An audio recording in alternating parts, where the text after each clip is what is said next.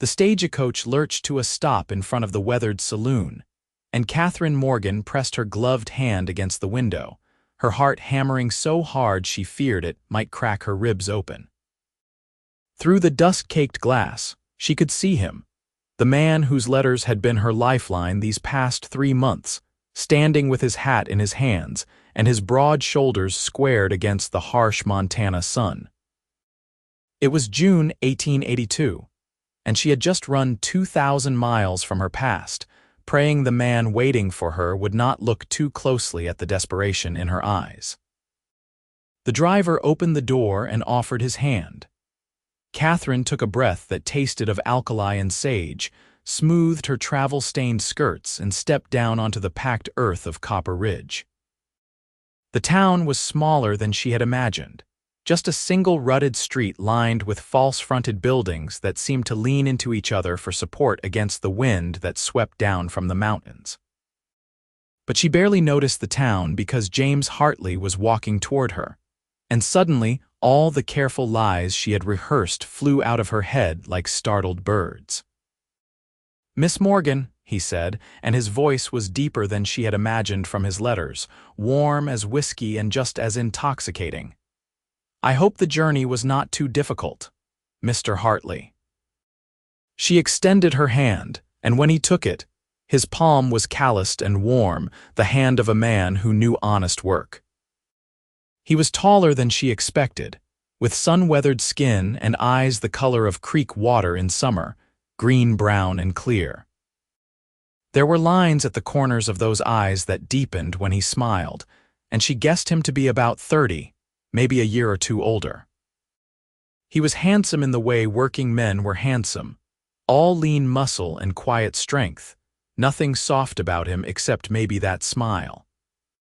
"You must be tired," he said, releasing her hand with what seemed like reluctance. "I have a room for you at the boarding house.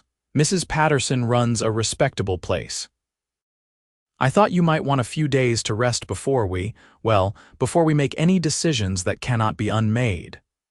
Catherine felt something loosen in her chest. He was giving her an out, a chance to change her mind. If he knew what she was running from, he would not be so generous.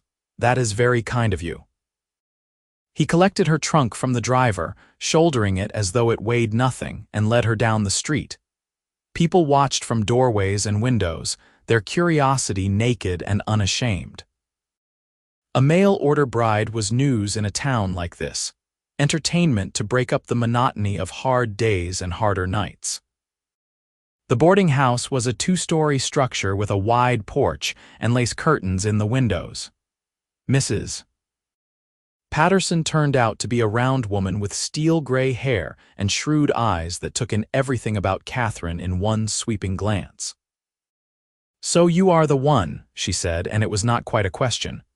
"James has been talking about nothing else for weeks. Come in, dear, you look ready to drop."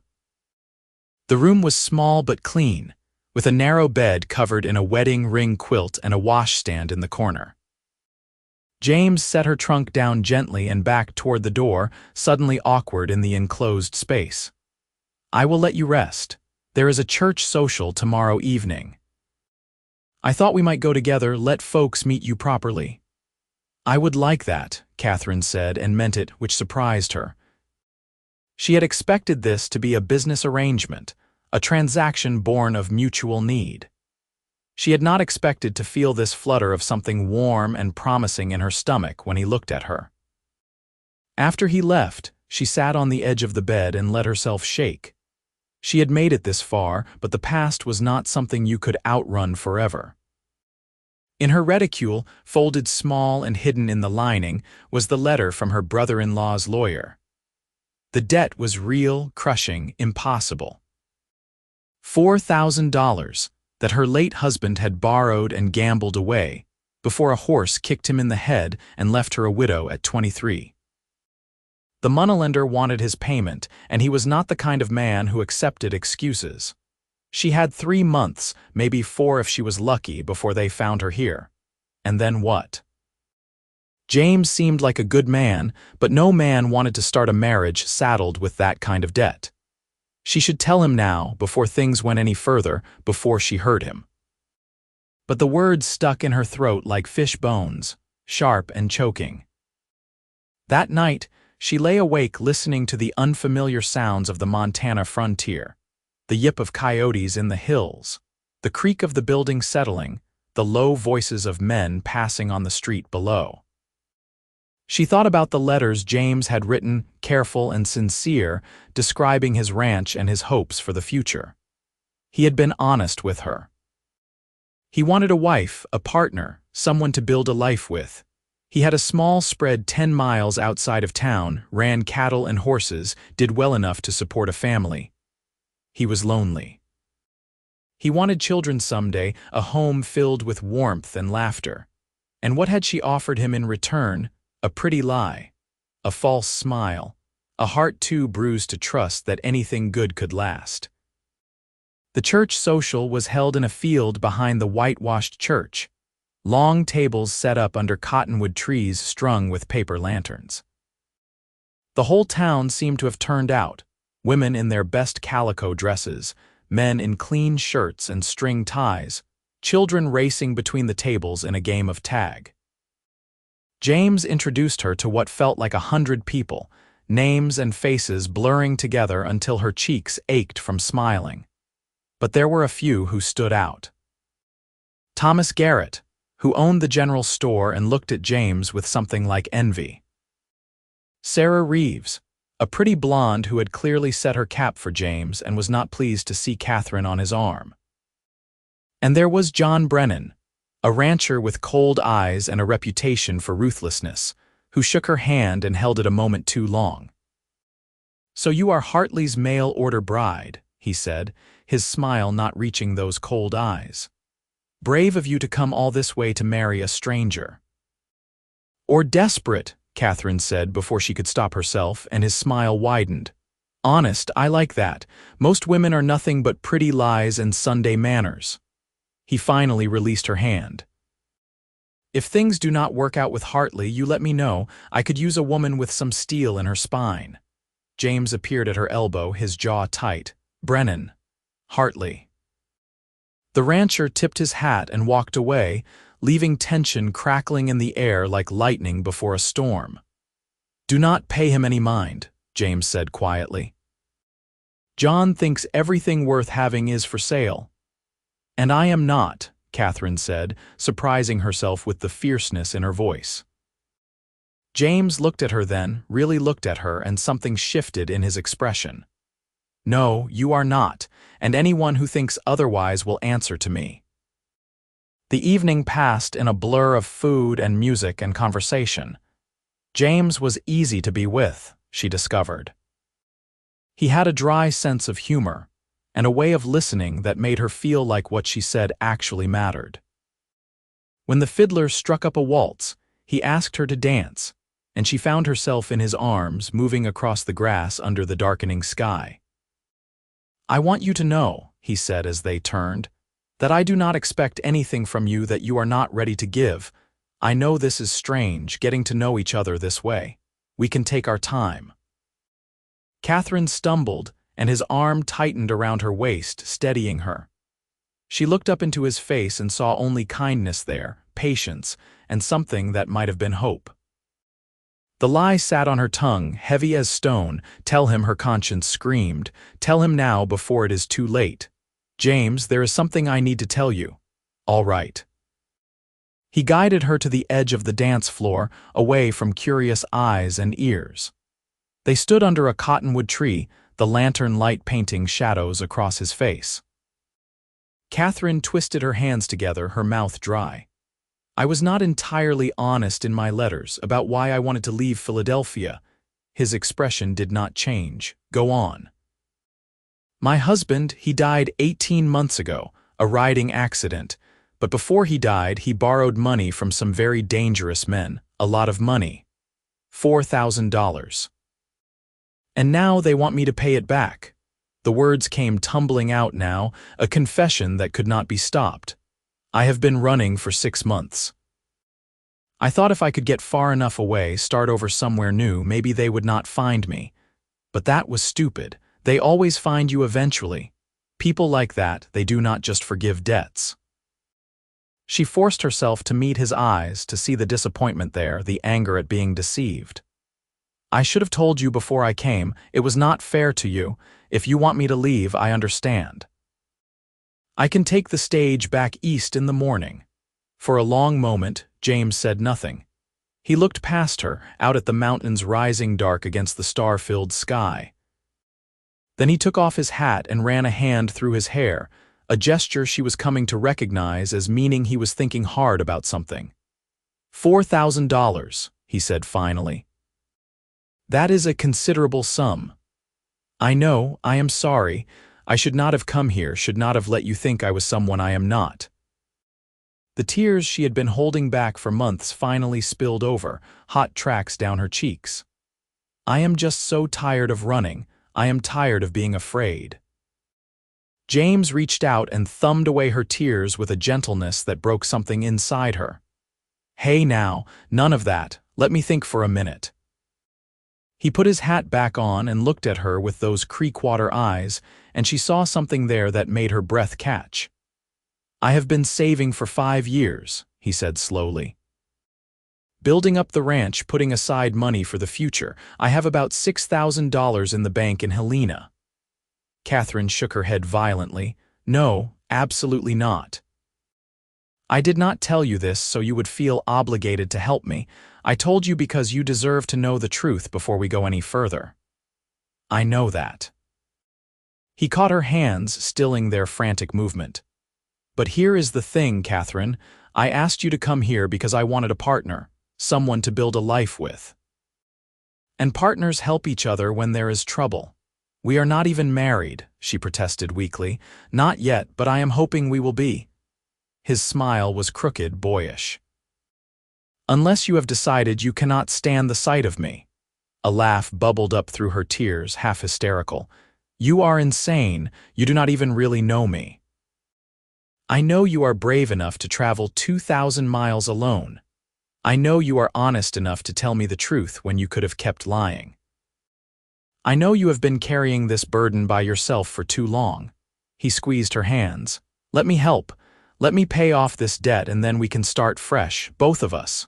A new beginning. I cannot let you do that, Catherine whispered, even as hope flared bright and painful in her chest.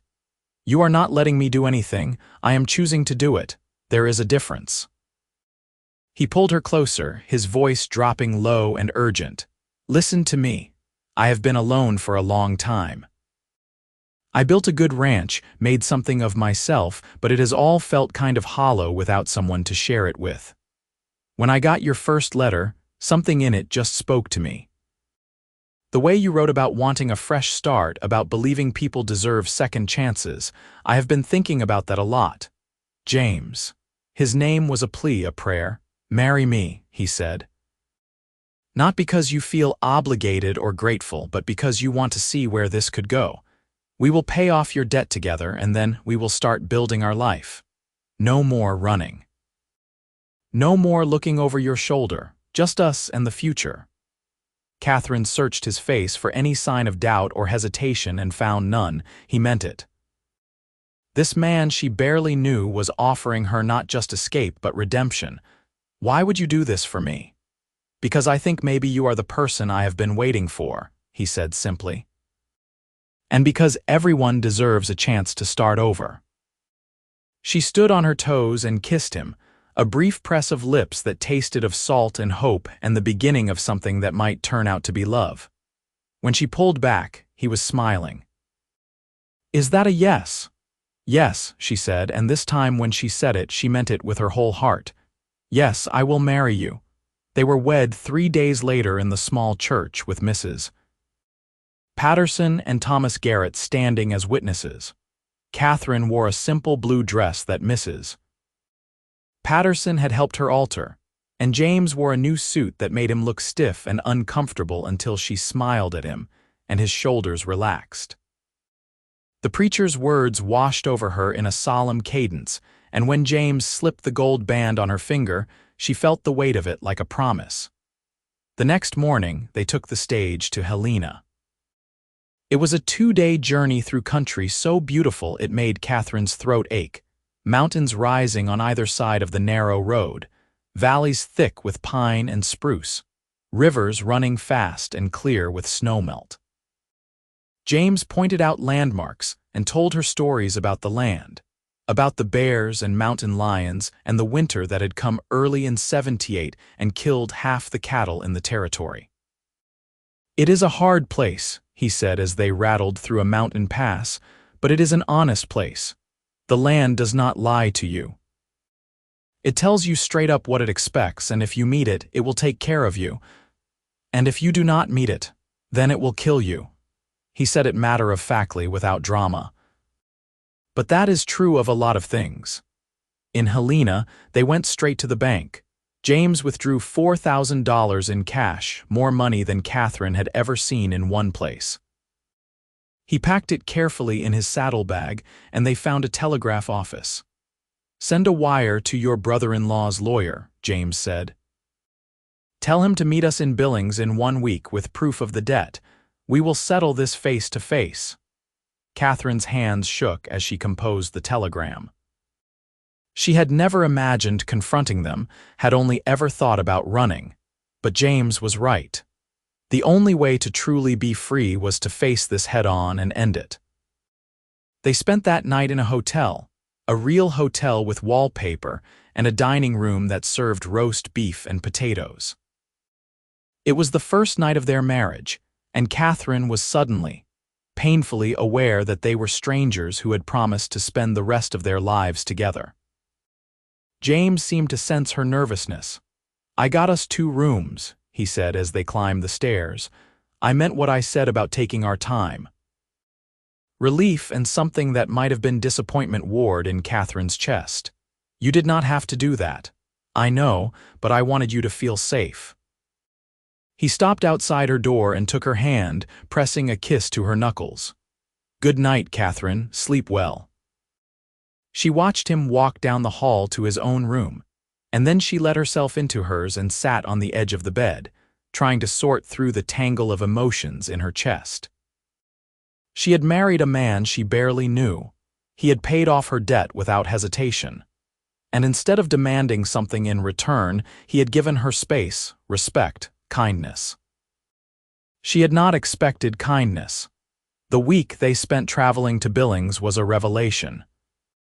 They rode together on horseback, James having bought her a gentle mare in Helena, and he taught her things she had never known about the land: how to read the sky for weather, how to find water, how to move quietly through the forest.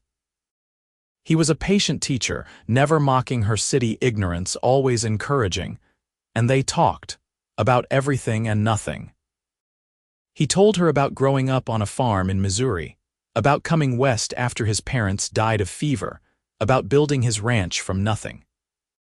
She told him about her childhood in a Philadelphia boarding house, about her first marriage to a man who had seemed charming until the ring was on her finger, and the charm peeled away to reveal selfishness and cruelty underneath.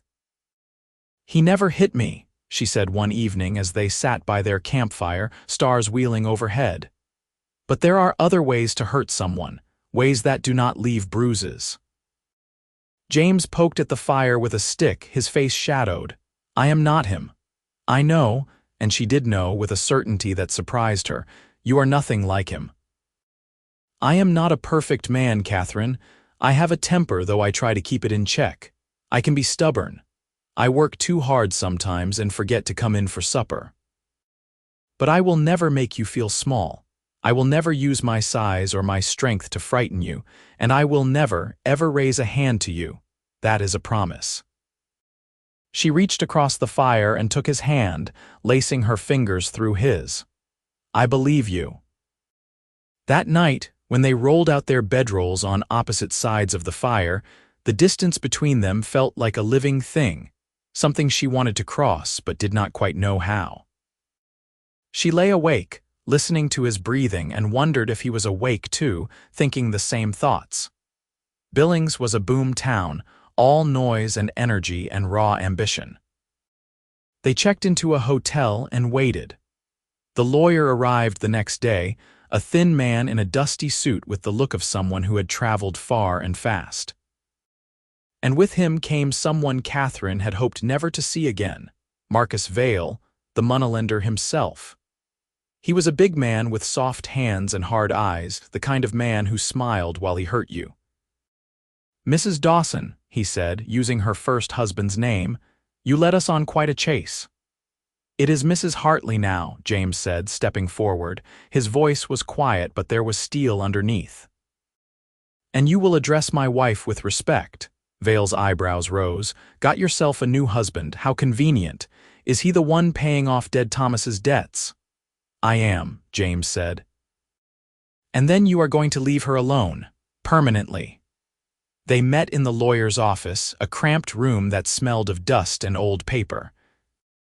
The lawyer produced the paperwork, proof of the loan, the compounding interest, the threats that had been made. Catherine's stomach turned as she read through it, remembering the fear that had driven her from her home. James counted out the money, methodical and unhurried. $4,000 in cash stacked on the desk between them. Vale licked his lips, his eyes fixed on the bills like a snake watching a mouse. "This settles the debt in full," James said. "I want a signed statement to that effect, witnessed and notarized." Of course." Vale reached for the money, but James's hand shot out and clamped down on his wrist. "The statement first." They stared at each other and Catherine held her breath.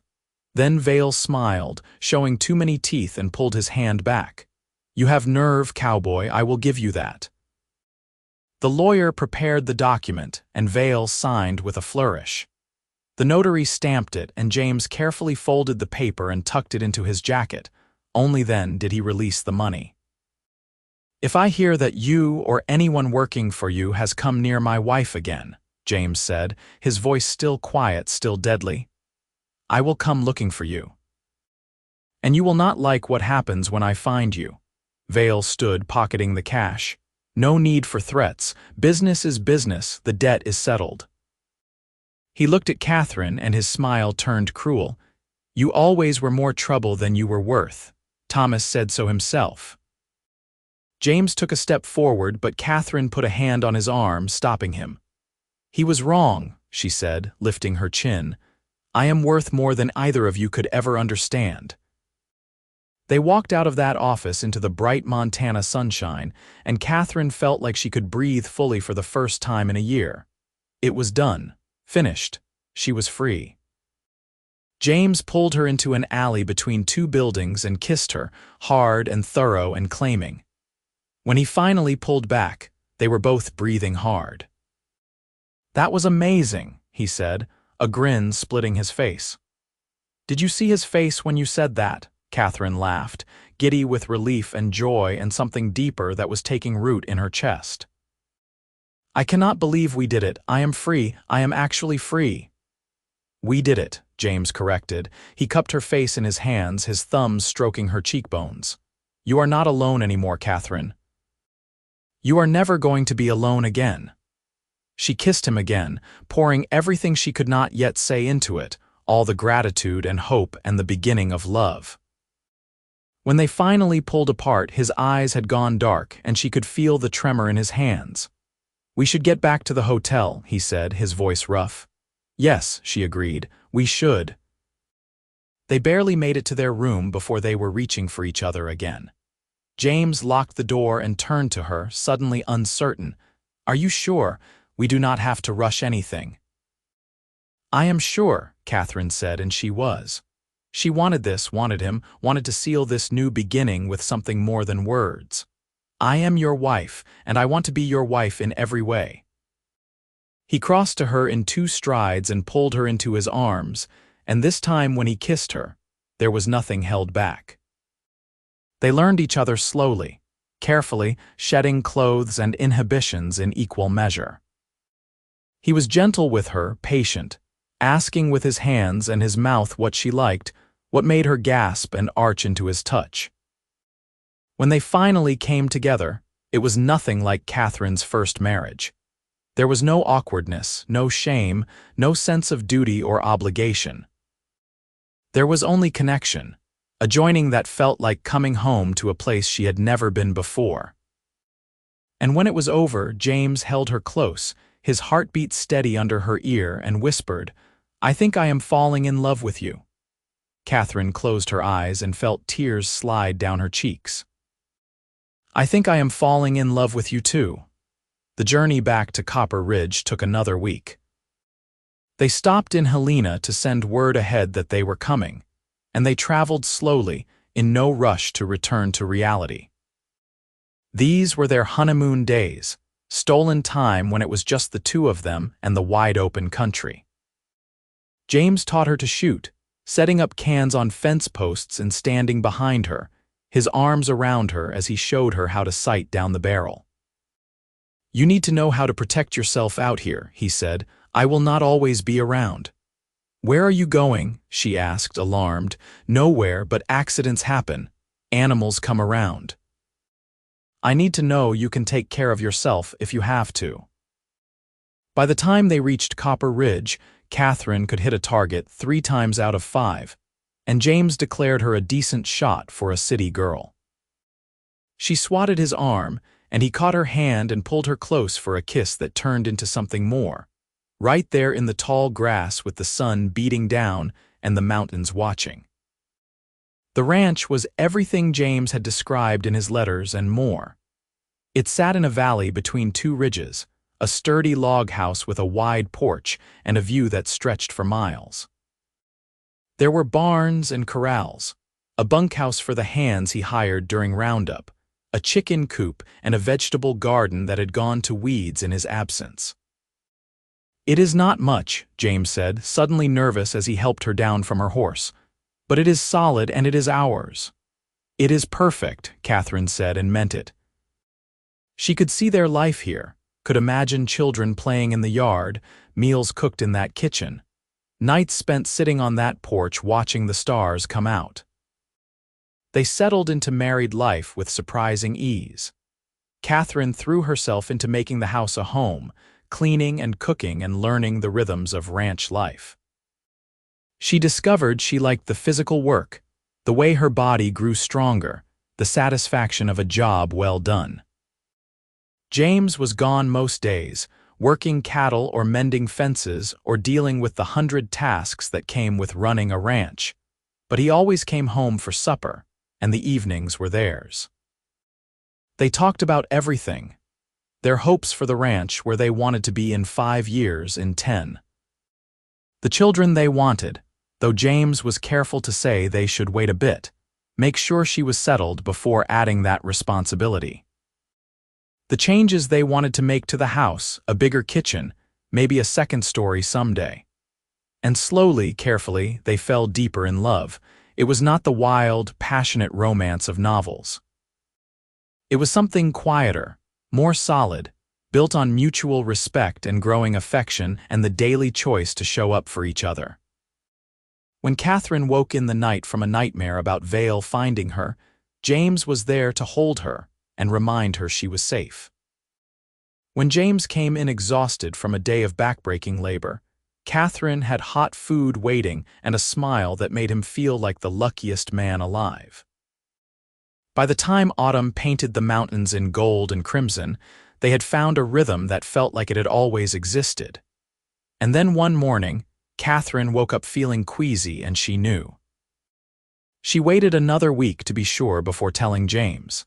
He came in for supper, dirty and tired, and she set a plate in front of him and then sat down across the table, her hands folded. "I have news," she said. He paused, fork halfway to his mouth, and looked at her, really looked, and then his face transformed, wonder and joy and a touch of fear all mixed together. "Are you sure?" "Pretty sure. I thought I should see the doctor in town to be certain, but all the signs are there." James set down his fork very carefully and came around the table. He pulled her up into his arms and held her so tight she could barely breathe. "A baby," he said into her hair. "We are going to have a baby. Are you happy?" She asked, even though she could feel the answer in the way he was holding her. "Happy?" He pulled back to look at her, and his eyes were bright with tears. "Catherine, I am more than happy. I am terrified and thrilled and so damn grateful I can barely stand it. The doctor confirmed it the next week. The baby would come in late spring, around May if his calculations were correct. Catherine was healthy, everything was progressing as it should, and there was no reason to expect any complications. The news spread through Copper Ridge like wildfire. Mrs. Patterson showed up with casseroles and advice. The women of the town, who had been cautiously welcoming, suddenly embraced her fully, sharing their own stories and offering tips. Even Sarah Reeves, who had glared daggers at Catherine for months, softened and brought over a basket of baby clothes her own children had outgrown. Winter came hard and fast that year, snow piling up until it was impossible to get to town for weeks at a time.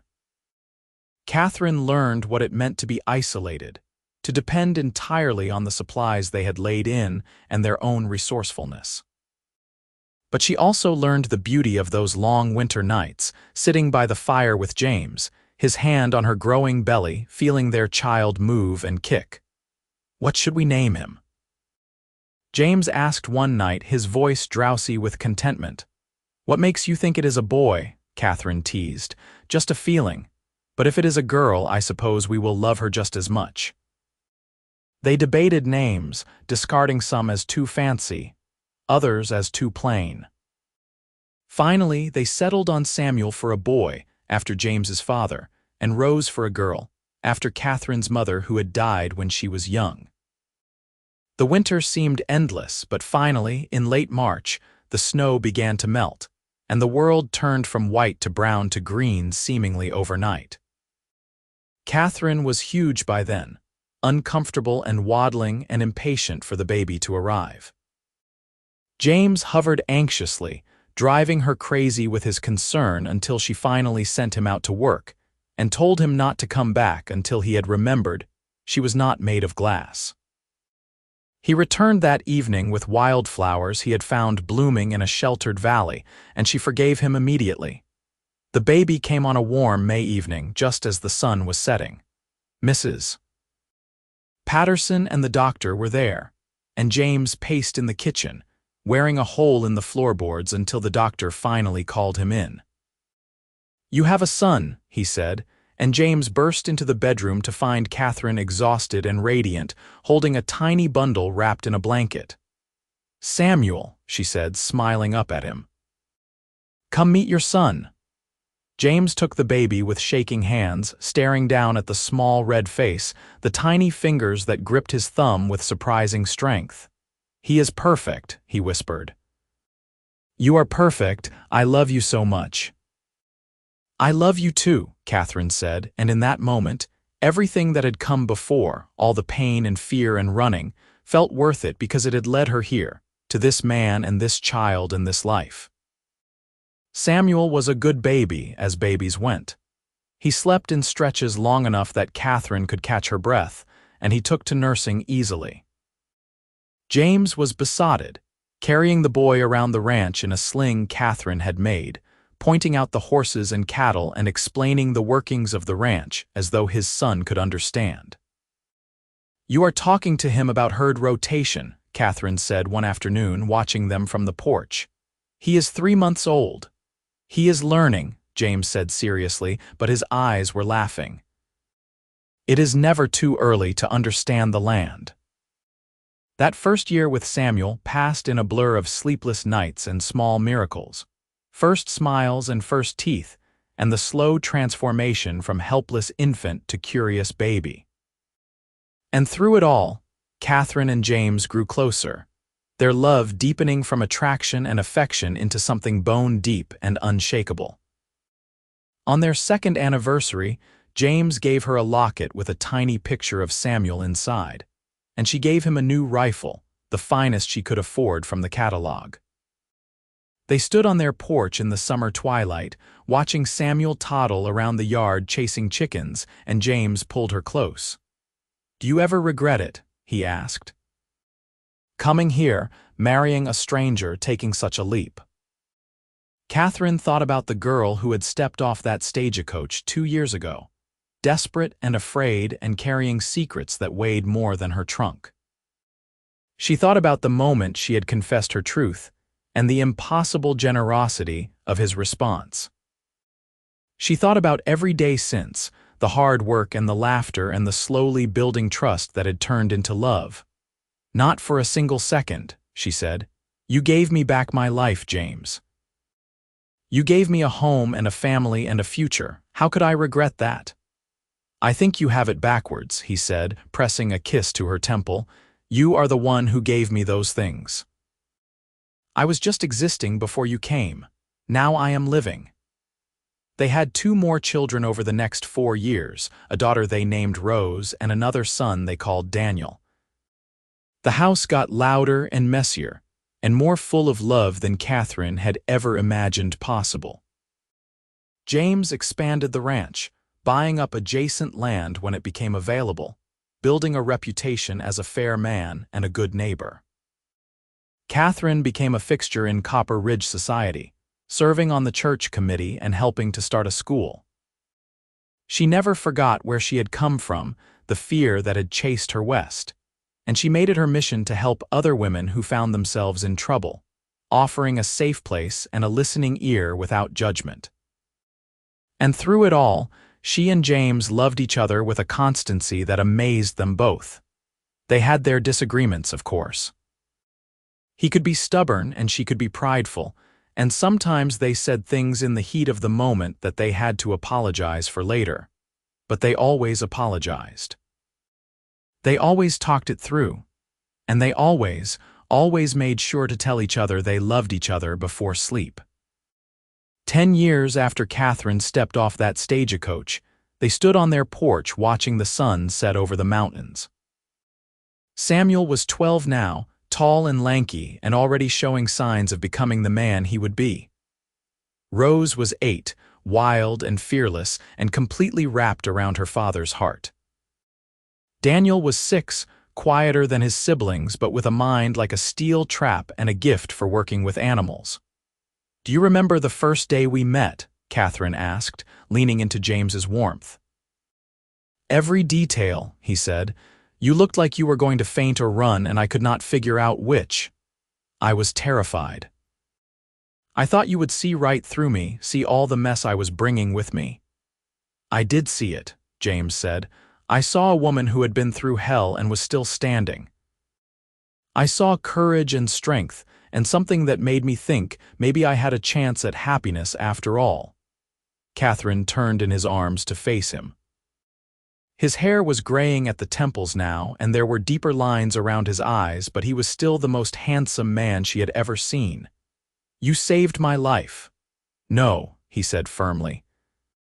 "You saved your own life by having the courage to tell me the truth. I just gave you the means to be free. Everything else, everything we have built here, we did together." "Together," she agreed and kissed him, tasting the word on his lips. Together. It was the best word she knew. The children came bursting out of the house, arguing about something the way children always did, and the moment was broken. But it did not matter. They had a lifetime of moments ahead of them, Catherine and James, stretching out like the valley before them, full of promise and possibility and the enduring strength of the love they had built. Sometimes, late at night, Catherine would think about that girl on the stagecoach, running from debt and despair with nothing but desperate hope to sustain her. She would think about the man who had stood waiting with his hat in his hands, offering her not just escape but redemption. And she would think about the choice they had both made, to take a leap of faith into the unknown, to trust that sometimes strangers could become family, that love could grow in the most unexpected places. She never regretted a single day. Not the hard ones, not the ones where money was tight or the children were sick or the weather destroyed half their hay crop. Not the ones where she and James fought or misunderstood each other or struggled under the weight of responsibility. Because all of those days were part of their story, the story of how a woman running from her past and a man hoping for a future had found each other and built something lasting. On the warm summer evening of their 15th anniversary, the whole town turned out for a party at the ranch. Tables groaned under the weight of food, children raced through the fields playing tag, and a fiddler played while couples danced under strings of lanterns. Catherine watched it all from the porch, a cup of lemonade in her hand, feeling profoundly grateful for every twist of fate that had brought her here. James found her there, slipping his arms around her waist from behind. "Hiding from your own party. Just taking it all in," she said, leaning back against him, trying to remember every detail. "It has been a good 15 years, he said. "The best," she agreed, "and there are so many more to come." They stood there together as the stars came out one by one, painting the sky with light. Their children's laughter rang out across the valley. Their friends and neighbors celebrated around them.